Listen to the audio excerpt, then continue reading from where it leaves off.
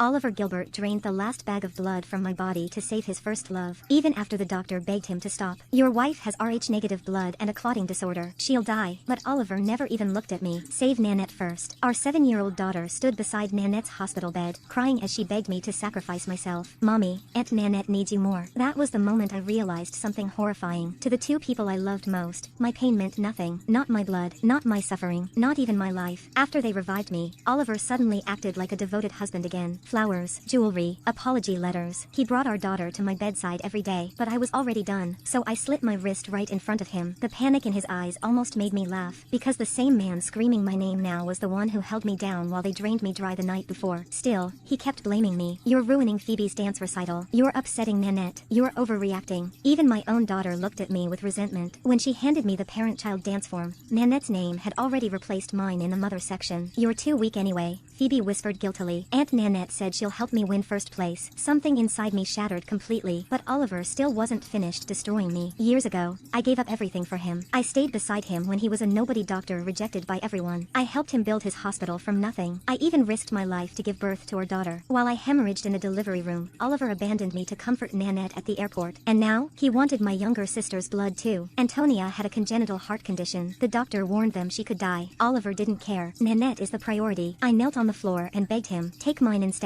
Please don't touch my sister. Nanette smiled while I cried. Then they strapped Antonia into the chair and kept drawing blood while the heart monitor screamed louder and louder. The doctor shouted, stop, she's going to die. But Nanette reached out and caught Oliver's sleeve. Oliver, I'm still dizzy. Is it not enough blood? I broke free of the bodyguards, half crawling, half dragging myself to the foot of her wheelchair, slamming my forehead against the freezing tile over and over. Nanette, I'm begging you. If you want revenge, take it out on me. My sister's heart can't take this. She will die. Nanette leaned down and spoke in a voice only I could hear. Begging won't help. I'm going to make everything you care about disappear. The words had barely left her mouth when the monitor behind me flatlined into one long, piercing scream. Antonia's hand slipped off the edge of the chair and hung limp. The 2 plane tickets drifted to the floor. Someone stepped on them, leaving a dirty smudge across the paper. My eyes split with anguish. No. Half an hour later, the light above the emergency room went dark. The doctor pulled down his mask. He couldn't look at me. I'm sorry. I stood there. I couldn't hear anything anymore. Oliver came back after getting Nanette settled. I was still sitting outside the emergency room. He was quiet for a moment, then said in a low voice. Antonia was already in poor health. Nanette didn't expect this to happen either. I'll make it up to you. I slowly lifted my head to look at him. Oliver, what are we to you? Me and my sister. What are we? His brow creased, like he'd finally lost his patience. Surely, don't start spiraling again. I looked down at the plane ticket on the floor, dirty from being stepped on. I laughed, though there was nothing left behind it. I understand now.